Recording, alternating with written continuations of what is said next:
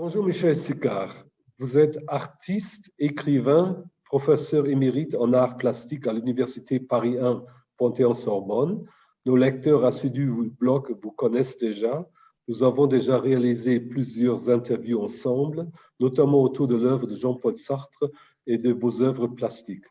Le 10 septembre de cette année, le 8th Daegu Photo Biennale Hidden Exhibition a été inauguré à Séoul sous le titre Missing Agenda Even Below 37,5 Odyssey on the Way to Post-COVID. Cette exposition qui durera jusqu'au 2 novembre est un événement remarquable. Elle est organisée par la ville et la région de Daegu dans un espace muséal réservé à cette manifestation qui est un grand espace muséal. C'est la plus grande biennale pour la photo de Corée et d'Asie. Vous deux, vous et Moshkan Mosley, vous avez déjà commencé en 2004 à exposer vos œuvres ensemble, par exemple, où vous avez montré vos œuvres au Seoul Art Center et à la Galerie Artlink à Séoul. En 2011, vous avez officialisé cette forme d'un couple d'artistes et vous avez participé à nouveau en Corée avec 2 séries de photos à la Daegu Photo Biennale de Daegu en 2016. Vous deux, vous avez décrit vos photos en accentuant les mouvements comme le thème de la nature. Je cite, « Notre esthétique, dites-vous, travaille sur les frontières indécises entre les corps et les éléments naturels. » Vous parlez aussi de la nature menacée. Comment une photo peut-elle rendre les dangers auxquels la nature est de plus en plus exposée? Alors, effectivement, de nos jours, les expositions, qu'elles soient personnelles ou muséales, sont installées autour de thèmes. Et le thème de cette exposition à la Daegu Photo Biennale, c'était donc, comme vous l'avez rappelé, Missing Agenda, premier terme. Alors, pourquoi Missing Agenda? Parce que, en fait, c'est la biennale de 2020, mais à cause de la pandémie, donc, elle a été reculée. Donc, le calendrier a été manqué en quelque sorte, et c'est 1 an plus tard que la biennale a pu avoir lieu. Et donc, even below 37,5, c'est le chiffre à partir duquel il faut s'inquiéter pour la contamination. Et donc, voilà, cet événement mondial de pandémie a servi un petit peu de fil de résonance, de corde de résonance pour marquer le sujet de cette biennale.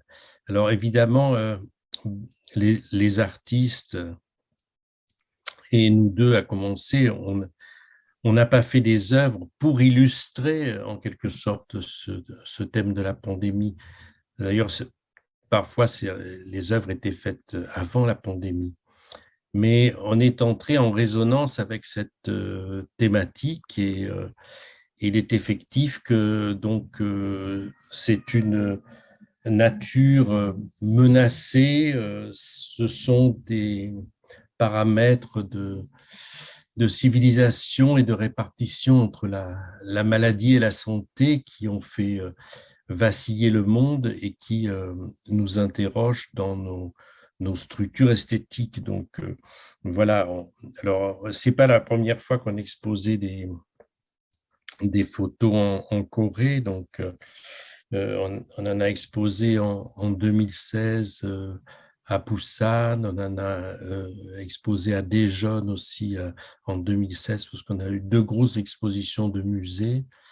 Et on en avait exposé aussi avant dans certaines expositions qu'on a eues depuis 2004 en Corée. Donc, on est un petit peu des familiers avec l'esprit coréen pour que nos travaux entrent en résonance. Alors, nos travaux, justement, ils se caractérisent par une espèce de finesse dans les sujets, de finesse, je dirais, au niveau du traitement.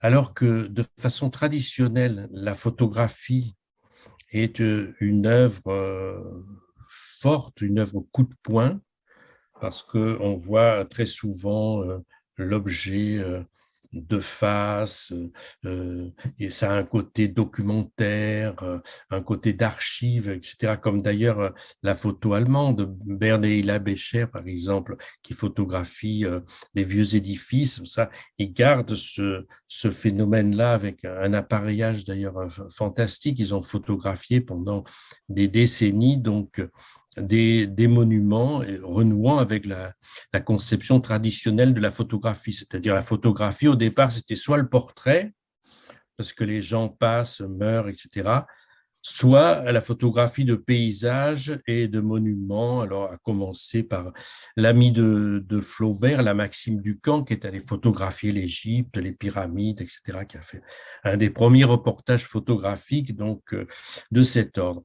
Eh bien, nous avons rompu, nous, avec cette tradition, c'est-à-dire qu'on considère que la photo ne doit pas s'intéresser uniquement à des sujets chocs, tout au moins dans la technique photographique, même si évidemment le sujet est important. Et alors ce thème de la pandémie, justement, est très intéressant parce que c'est quelque chose qui est souterrain, c'est une texture de contamination qu'on ne voit pas et qui, en quelque sorte, témoigne là aussi d'une légèreté, c'est-à-dire on voudrait photographier le Covid comme ça, bon, on ne le voit pas directement, et donc la plupart des photographes d'ailleurs de cette exposition n'ont pas traité le sujet de cette façon. Ils n'ont pas traité, par exemple, comme on a pu traiter le sida dans les années 80. Quand on voit Nan Goldin photographier des mourants avec des chairs extrêmement maigres, avec des squelettes comme ça vivants, elle est encore dans cette tradition du visible. Or, ce que nous faisons dans nos photographies, comme dans le reste de notre œuvre, c'est de capter l'invisible. Il y a tout un tas de choses dans le monde qu'on ne voit pas, mais qui sont extrêmement agissantes, y compris lorsqu'on avait travaillé sur la matière noire. La matière noire compose la plus grande partie de nos structures, mais en même temps, elle est impondérable, elle est non localisable, elle est difficile à cerner, à représenter. Eh bien, c'est un petit peu ces choses-là qu'on a voulu interroger, et notamment, évidemment, la nature menacée qui crée de façon évidente ces épidémies, parce que lorsque, par exemple, la température monte, eh bien, évidemment, on n'a pas le même taux de froid, et donc ça libère des toxines, ça libère des gaz, ça libère des microbes, des bactéries, des virus, etc. Tout ça se met à surchauffer, et donc c'est cette nature en surchauffe qu'on a voulu quand même interroger dans nos photos, et donc ces photos évidemment recoupent donc de façon évidente ce thème de l'épidémie planétaire et d'un monde dystopique dans lequel nous nous installons. Alors donc, oui.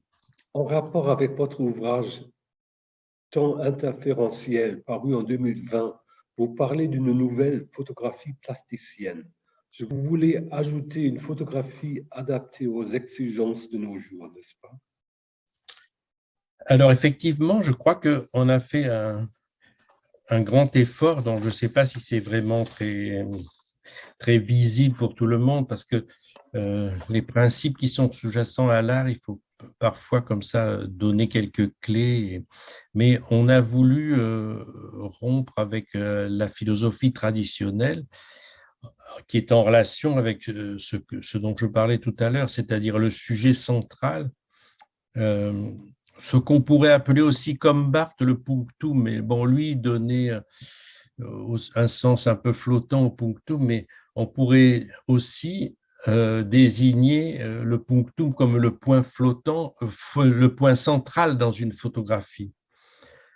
Or, on s'est rendu compte que l'image pouvait être constituée d'un très grand nombre de moments, c'est-à-dire que ça n'est pas la peine d'avoir une image frontale qui est une image traditionnelle, qui est encore très héritée de la peinture, avec des effets de cadrage, etc. Donc, la façon dont on considère qu'une photo est réussie, que c'est une bonne photo, nous avons au contraire décidé d'allonger donc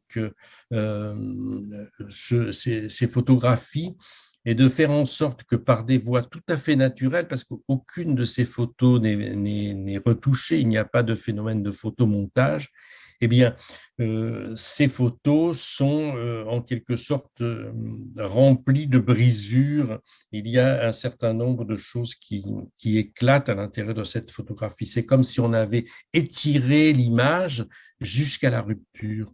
Et donc, la série, justement, qui est déjà dans le temps interférentiel qu'on appelle What Happens dans l'exposition, eh bien, cette série-là comporte sur la base de trains qui avancent avec une grande vitesse, une prise successive de beaucoup de choses au fur et à mesure que l'on passe à grande vitesse dans ces villes. On voit les rails, on voit les ponts, on voit la végétation, on voit les bâtiments, on voit les gens parfois qui arrivent, on voit la circulation. Donc, tout ça essaie de se bousculer en rentrant dans l'image pour faire une image explosive. Et nous avons là aussi ce thème de la surchauffe. On est bien au-dessus de 37 degrés 5. Ce monde est un monde comme ça, en éruption, hein, un petit peu volcanique, et donc l'image explose. Donc c'est un peu ce que nous avons fait dans le temps interférentiel. Et en ce sens, je dis que c'est une nouvelle photographie plasticienne parce que donc c'est une photographie qui tient compte d'une pluralité de choses sans qu'il y ait de phénomène de montage.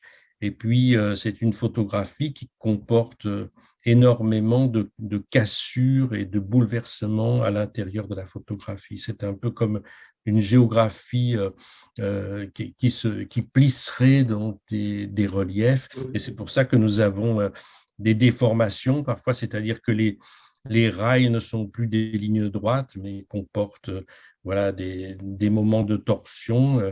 Les rambardes aussi deviennent comme ça tout à fait bizarres, se tordent comme des chewing-gums, etc. Donc tout ce qui faisait le relief stable de la photographie, la représentation, parce que la photographie, c'est fait pour ça, c'est avec des techniques aujourd'hui numériques extrêmement sophistiquées, c'est fait pour avoir une représentation dure de la réalité, réaliste. Eh bien, nous avons rompu avec un certain type de réalisme. Ça ne veut pas dire que la photographie ne photographie pas un référent ou des référents, mais ensuite, elle les met dans un désordre, dans une discontinuité, dans une espèce de pulvérulence qui est justement de l'ordre de l'épidémie.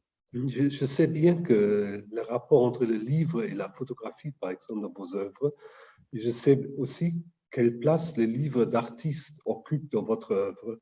Vous voulez y joindre des images, et selon vos mots, je cite, qui sont travaillées dans l'espace, étirées en torsion vers la rupture. C'est un peu ce que vous avez déjà expliqué, n'est-ce pas? Oui, c'est un peu ça, sauf que dans cette biennale de dégoût, nous n'avons pas mis de texte, hein, c'est-à-dire que ça n'apparaît les textes qu'à l'intérieur de livres qu'on peut considérer comme des livres d'artistes, c'est-à-dire que le texte nous guide pour subir aussi une décomposition dans l'espace sous différentes formes. Mais là, nous sommes restés dans l'image, ce qui donne, je crois, encore beaucoup plus de force à notre travail. Le texte apportait dans les livres plus de lisibilité au dispositif, bien entendu, mais là, au contraire, donc, on se concentre sur la qualité de l'image, n'est-ce pas, avec sa fragmentation et puis avec ses effets aussi de flou, avec tous ces thèmes qui arrivent dans les deux séries qu'on qu'on a exposé là. Il y avait une troisième série aussi qui n'a pas été retenue, qu'on avait proposée, mais ça aurait fait trop, ça s'appelait Cracks.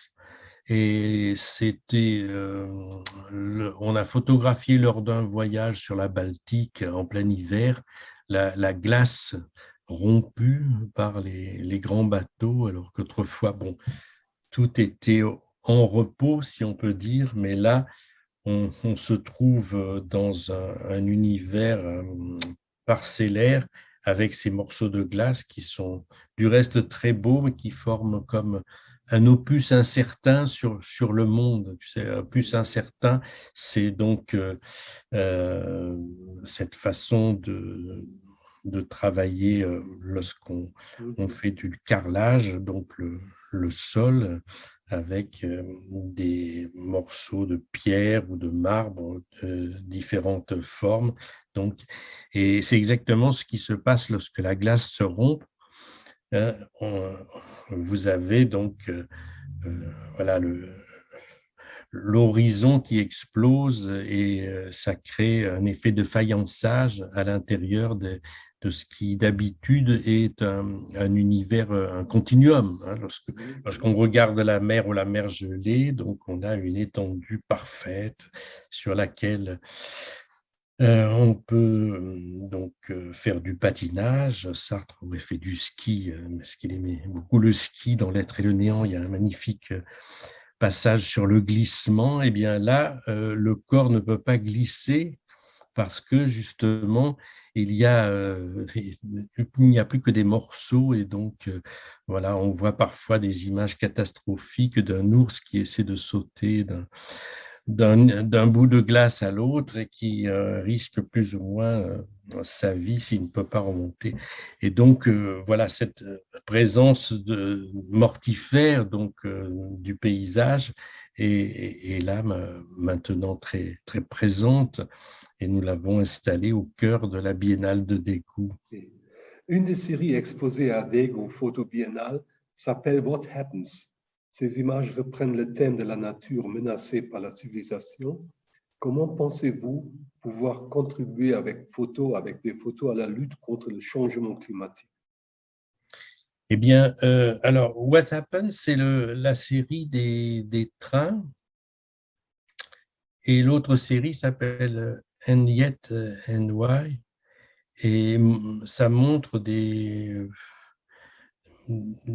moustiques, des abeilles, voilà, qui sont pris euh, dans un linceul, qui sont morts sans doute. Ça a été fait à la campagne, sans doute tués par des pesticides. Mais en même temps, c'est d'une très très grande beauté parce que c'est comme un ensemble de coton qui vient fournir un nid ou bien un lit de mort à ces insectes. Et donc, effectivement, le thème de la menace climatique est là tout à fait présent. Il s'insinue partout. Et donc, en même temps, il crée évidemment une beauté parce que euh, lorsqu'on a par exemple un univers de prolifération de champignons, de moisissures, c'est un petit peu comme les lichens ou les choses qui sont comestibles. Et donc, voilà, il y a une espèce d'équivalence entre la vie et la mort qui n'est pas pour nous déplaire, parce que évidemment, on ne peut pas faire une photographie ou une esthétique qui ne soit que dans le domaine du progrès. Il faut envisager aussi le chemin inverse, qu'on est toujours entre la vie et la mort, on est toujours entre la construction et la destruction. Voilà. Alors, ce côté destruction ou déconstruction est extrêmement présent chez nous et on essaie de le faire fleurir. En même temps, bon, on ne veut pas uniquement signifier l'horreur. Hein. Peut-être ce qui nous différencie de certaines photographies des années 80, etc., où l'on montrait les cadavres, les choses innommables, les charniers, les horreurs de la guerre, etc. c'est que, bon, on s'attaque à un sujet qui est aussi grave, mais en même temps, donc, Mhm. qui est le domaine de la vie. Et donc, s'il n'y a pas de mort, il n'y a pas de vie non plus. Je veux dire, l'un et l'autre sont liés. Et donc, on est dans cette espèce d'apesanteur euh, entre le bien et le mal qui nous permet, au fond, de voguer et de dériver dans une autre idéologie, une autre conception Mhm. donc, des valeurs, de l'espace et de la façon de prendre la photographie elle-même.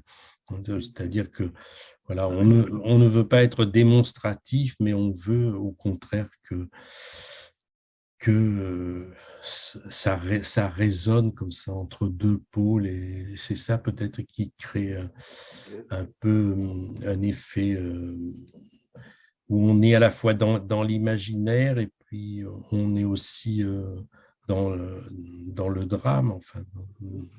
Et voilà, c'est cet ensemble-là que, que nous essayons de maintenir à bout de bras pour avoir cette qualité particulière de photographie qui dissout les arêtes, dissout les apparences et rejoint cette espèce d'idée que nous avons que le monde est un flux qui ne s'arrête pas sur des frontières et sur des valeurs, mais qui bouge et qui provoque des choses qui se font et qui se défont Mhm. l'instant d'après, c'est-à-dire la temporalité est une temporalité qui efface en même temps. Donc, dans les photos, notamment celle de And Yet and Why, on a le sens de cet effacement qui est très, très profond, n'est-ce pas? Parce qu'on voit le cadavre de l'abeille, on voit donc ce temps qui est passé, mais en même temps, voilà, il y a quelque chose qui reste un petit peu comme les grandes carapaces ou bien les armures.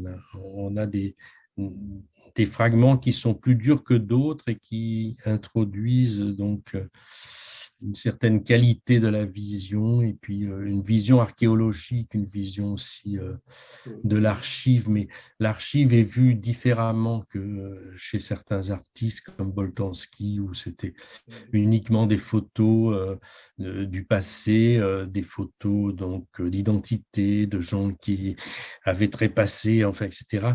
Là, au contraire, donc, l'identité se perd. C'est au contraire comme ça un rayonnement qui brûle et qui efface les choses, et bon, on sent cet effet perpétuel sur la nature et sur nous-mêmes. Donc, Mhm. nous nous Et, échappons et nous nous effaçons. et je voudrais encore vous poser une question d'ordre général. Est-ce que les artistes dans le monde entier ont suffisamment pris en considération les dangers qui nous menacent si nous prenons toutes les prévisions, souvent très dramatiques, en ce qui concerne le changement climatique, trop à la légère? Euh, je crois que il y a, il y a un certain nombre d'artistes, oui, qui ont une très grande conscience, mais peut-être que ce thème-là, au fond, par rapport à la nature, n'est pas le plus important. Il y a eu un moment, d'ailleurs Adorno l'a très bien signifié dans son esthétique, que l'art était du côté des opprimés, était du côté bon, des gens qui veulent se libérer, etc. Donc, il y a eu un côté comme ça militant dans l'art. Alors aujourd'hui, je pense que le militantisme politique comme ça ne suffit plus, c'est une conscience qu'il faut avoir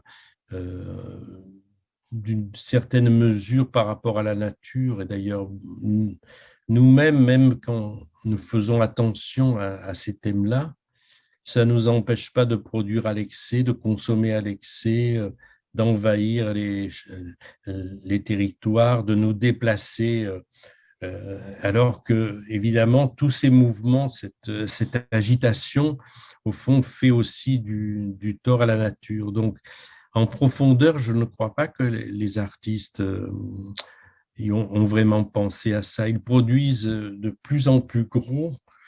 Aujourd'hui, il y a des œuvres phénoménales. Bon, chaque ville va avoir des installations gigantesques. Et même quand les gens sont morts, on continue après eux, on emballe l'Arc de Triomphe, on fait des échafaudages, on dépense quantité de tissus, etc., voilà, pour révéler, souligner de deux traits ce qui existe déjà. Et nous voudrions peut-être, on y pensait l'autre jour avec Mojgan, faire des œuvres très petites, n'est-ce pas, qui soient voilà, des choses minuscules, parce que pourquoi cette dépense folle en appareillage et euh, en matériaux? Il faut produire avec peu, donc voilà, il faut un art minimal, hein, donc pour simplement indiquer des directions. Alors à ce moment-là, on sera en accord avec nos pensées. C'est vrai que les artistes réagissent très souvent à ces thèmes de la nature en danger, mais eux-mêmes en profondeur, ils ne font pas vraiment quelque chose pour protéger cette nature, donc ils dépensent à outrance. Eh bien, nous voulons essayer de faire des œuvres un petit peu désenchantées, comme ça, un petit peu rétrécies, pour justement faire signifier qu'il faut protéger la nature, il faut qu'il gaspiller moins de bois, moins de papier, moins de choses, moins de matériaux, pour que vraiment le monde puisse continuer à exister. Il y a à la Daegu Photo Biennale une deuxième série de vos photos que vous avez déjà évoquées qui s'appelle And Yet and Why. Vous y montez, je cite, des photographies qui révèlent, je cite, une menace chimique ou bactériologique ou virale touchant non seulement les hommes, mais l'ensemble de la nature, les abeilles ou autres insectes qui rendant les espaces stériles et fantomatiques. Michel Sicard, comme artiste et écrivain, vous êtes très bien placé pour nous expliquer comment l'image et l'écrit se complètent, comment ils se distinguent pour, dans ce cas, nous révéler une menace. Un texte pourrait-il nous réveiller en nous explicitant les menaces et comment cela fonctionne-t-il via une image? Alors, évidemment, on pourrait essayer de faire des textes autour de cette problématique-là, mais donc, dans cette série, je crois que l'image parle d'elle-même et que peut-être il faut faire aussi l'économie des mots si l'on veut être percutant, et que donc cette menace d'un envahissement par la chimie destructrice euh, corrompt les paysages que nous aimons d'ordinaire. Donc, voilà, ce paysage où ces photos d'insectes tués, etc., parlent vraiment dans une évidentialité qu'il faut respecter. On ne peut pas faire sans cesse des oraisons funèbres avec des textes, et c'est pourquoi, bon, dans cette biennale, nous n'avons pas mis de formule, on aurait pu, qui, qui souligne ces thèmes-là, parce qu'il nous semble qu'ils apparaissent tout seuls et que leur force, justement, réside dans leur silence. Donc, ne pas mettre de texte, c'est parfois aussi écrire avec rien. Et la force du silence est parfois supérieure au bavardage. Souhaitez-vous que l'image illustre le texte ou que c'est plutôt le texte qui interprète l'image? Mais d'abord, le thème d'illustration, il était très employé dans les années 60. Par exemple, Michel Butor a intitulé une de ses séries de textes Illustrations. Moi-même, je n'aime pas beaucoup ce thème d'illustration parce qu'on a l'impression que, bon, il faut donner un visuel à du texte ou inversement, bon, peut-être le texte pourrait mieux visualiser une image qui reste obscure. En réalité, donc, les choses ne se passent pas comme ça. Le texte lui-même a des résonances imaginaires qui sont aussi fortes et qui peuvent très bien se passer de l'image. Et inversement, l'image n'a pas obligation d'avoir du texte. Cependant, évidemment, lorsque on les fait s'interpénétrer, comme on a fait dans certains livres, il y a quelque chose qui se produit, c'est-à-dire que le tremblement dans la surface de l'image est beaucoup plus grand. Ça introduit une espèce d'incertitude ontologique à l'intérieur à la fois de l'image et de la pensée. Et c'est ce chasser-croiser, ce jeu de l'un à l'autre qui est intéressant et qui permet comme ça d'insinuer une sorte de tremblement à l'intérieur de ce qui s'énonce pour ne pas être trop dans un discours qui est un discours totalisateur. Donc, il faut laisser le tissu des choses libres. Et donc, je crois que justement, ce texte et cette image font un très beau tissage, c'est-à-dire qu'on a là une texture qui permet des structures beaucoup plus souples que si on est à l'intérieur d'un discours philosophique, si puissant soit-il.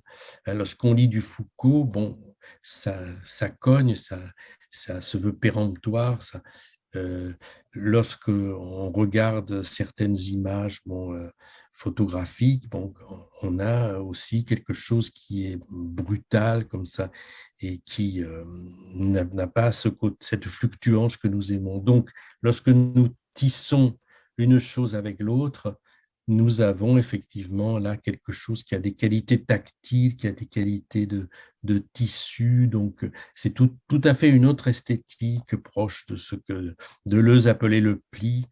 Donc, voilà, quelque chose se replie ou se déplie et nous donne des nuances particulières qu'on ne pourrait pas avoir en restant cantonné dans un seul genre. De toute façon,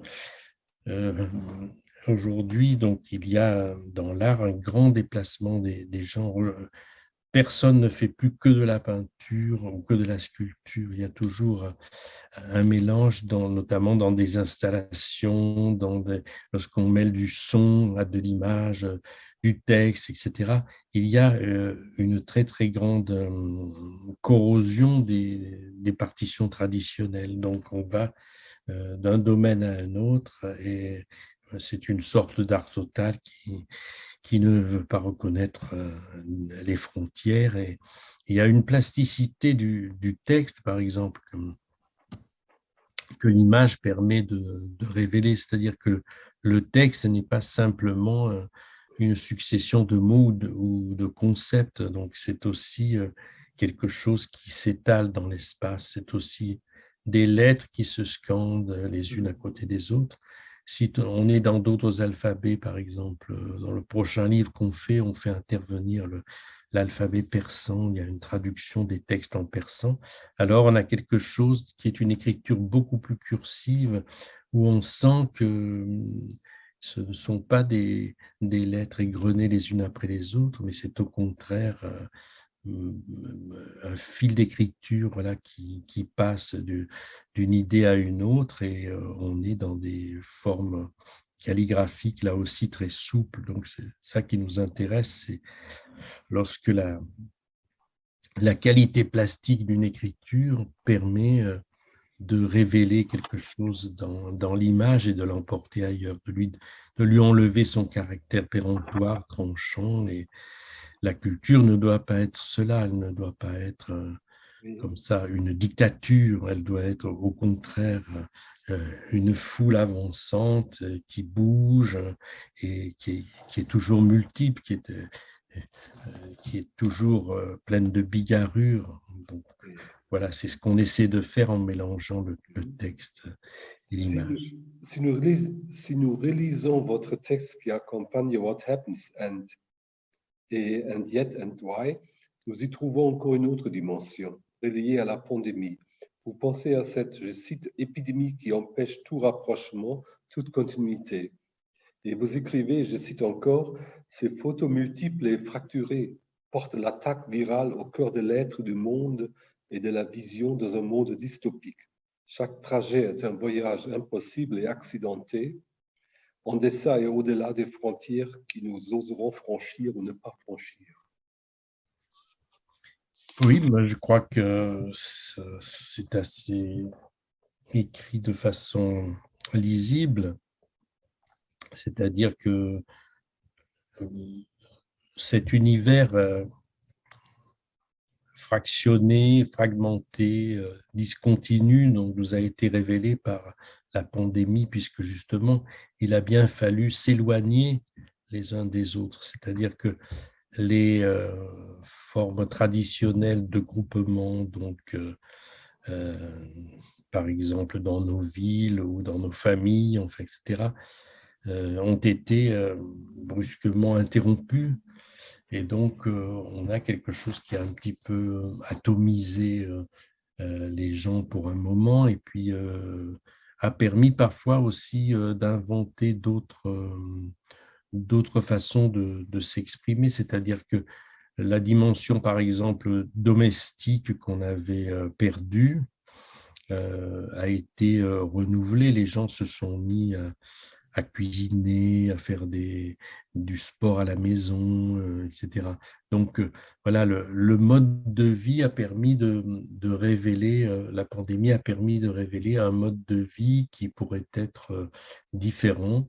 Et donc, ça a changé effectivement les protocoles et les façons de travailler ensemble. Donc, on, sait- on a, on sait, il y a une question d'éloignement et donc, voilà, ça nous a révélé une autre structure sociale bon, qui avait déjà été abordée en partie par les nouveaux moyens numériques, c'est-à-dire que lorsqu'on travaille avec des téléphones portables, des ordinateurs, lorsqu'on fait des visioconférences, bon, on a ce phénomène-là. Alors, la pandémie a accentué ce phénomène de travail à distance, de téléphone, etc., d'images à distance. Et ça nous a permis de vivre autrement, alors d'avoir un caractère un peu spectral tout en étant vivant. On est déjà un petit peu dans le domaine des morts, c'est-à-dire on est transformé en image. Donc, voilà, mais il y a toujours des stratégies pour réagir et pour recomposer un monde. Donc, c'est un petit peu ce qu'on a voulu faire dans ces images-là. Et pour terminer, dans un certain sens, on pourrait aussi dire que vos images représentent cet état d'une présence sur le fil entre la vie et la mort, n'est-ce pas? Oui, tout à fait. Donc, ce sont des images donc, qui sont chargées d'un vécu que l'on ne connaissait pas d'habitude, un vécu extrêmement profond et qui peut être à tout instant tragique, alors que d'habitude, l'image est plutôt du côté du spectacle. Et là, on n'est pas dans le spectacle, on est dans la vie. Donc, voilà, ces images essaient de capter ces mouvements donc, qui sont des mouvements émotionnels ou des mouvements vitaux, des pulsations tout à fait cachées d'ordinaire et qui pourtant fabriquent nos vies. Il n'y a pas de vie sans ces battements et sans ces mouvements vitaux à l'intérieur de nos corps. Donc, quand on voit dans nos images l'inverse, c'est-à-dire que tout s'est pétrifié, il y a évidemment euh, une grande pensée vers le destin tragique qui nous habite parfois, qui touche des civilisations. On pense évidemment à toutes ces épidémies qui ont eu lieu avant. On se rappelle évidemment l'épisode de grippe juste après la guerre de 14-18, là, qui a tué pas 40 millions de personnes. Donc il y a toute une littérature sur l'épidémie qui commence avec Thucydide, sur la peste, Defoe sur le journal de l'année de la peste, et Camus, l'étranger, Giono, Hussard sur le toit. Donc voilà, c'est un thème que les littéraires connaissent bien, mais que les images avaient un petit peu laissé de côté. Et donc aujourd'hui, il a été ravivé de cette façon avec une puissance surmultipliée. Et donc nous sommes très attentifs à ces mouvements intimes qui vont avec la perte de l'énergie, la menace, la contamination. Et donc voilà, c'est quelque chose qui nous touche au plus profond et qui entre aussi en résonance avec ce que nous sommes, avec nos nécessités. Donc voilà, ce thème est très, très prégnant dans le travail plastique. Et malgré les avantages que vous attribuez aux images, vous gardez dans vos œuvres une relation très étroite entre les textes et les images dans vos livres d'artistes, n'est-ce pas? Dans les livres d'artistes, oui, et puis aussi, tout sert dans une œuvre. Il y a aussi des textes de réflexion. Très souvent, j'ai écrit des préfaces pour des expositions et même quelques lignes, donc ça permet de diriger le regard vers un certain nombre de thématiques ou de préoccupations. Oui, le texte, en ce sens, c'est quand même utile. C'est un guide, c'est une porte d'entrée, c'est une façon de comprendre les choses. Alors parfois, c'est un peu restrictif. On dit souvent qu'il vaut mieux regarder une œuvre que de d'essayer de la comprendre par des concepts. Et c'est vrai, mais en même temps, donc, ces mots de dystopie, pandémie, discontinu, etc., cela fait un certain nombre de concepts qui nous permettent d'entrer dans ce travail, de le voir autrement. C'est très intéressant ces concepts d'ailleurs, parce que autrefois, il me semble qu'on était plutôt attentif à regrouper les créations artistiques dans des courants. Il y avait des impressionnistes qui Oui. travaillaient sur la lumière, etc. Bon, les cubistes, c'était autre chose. Et puis, donc là, on n'est plus par courant, on n'est plus par préoccupation donc identitaire, de famille d'artistes. On est dans des choses beaucoup plus larges où on sent que les sciences humaines sont passées par là, c'est-à-dire qu'il y a beaucoup d'anthropologie, voilà, d'ethnologie, de psychanalyse, de sociologie, etc. On est dans des thèmes qui sont beaucoup plus vastes. C'est pour ça que l'art, d'ailleurs, est devenu incontournable aujourd'hui. Il ne peut pas y avoir de grande ville sans grand musée parce que l'art permet de signaler les choses de façon très forte et de faire un peu la synthèse aussi d'approches très différentes qui resteraient un petit peu enfouies parce que s'il fallait qu'on relise toutes sortes de sociologues, de philosophes, etc., avant de comprendre quelque chose, ça serait très fastidieux. Donc là, au contraire, les images plastiques nous donnent des clés rapides pour comprendre les choses. Ça court-circuite un peu la glose interminable qu'il faut en général pour examiner une situation. Cette glose, elle est là. Les émissions de télé sont encombrées par des gens qui, du matin au soir, donc discutent sur l'inceste, sur ceci, sur cela. Bon. Et là, au contraire, donc, pour cette épidémie, nous avons eu des œuvres très, très fortes donc, qui ont été donnés pour nous amener à comprendre ce que nous avons vécu, ce qui a pu se passer et comment continuer, comment survivre après ça. Hein. Donc, de la même façon que Adorno disait après Auschwitz, on peut dire après le Covid-19 aussi, Oui. comment vivre après le Covid-19. Hein. Merci beaucoup, Michel Sicard. Merci beaucoup pour vos réponses. Je rappelle à nos auditeurs que la 8 Daegu Photo Biennale, à laquelle vous et Moshkan Mosley vous exposez vos œuvres, dure jusqu'au 14 novembre 2 2021. novembre, 2 novembre. 2 novembre. Alors, il Oui. faut s'empêcher pour les regarder. Pour la regarder. Merci beaucoup, Michel Sicard. Merci, Ainer. Merci. Au À revoir. bientôt. Au revoir.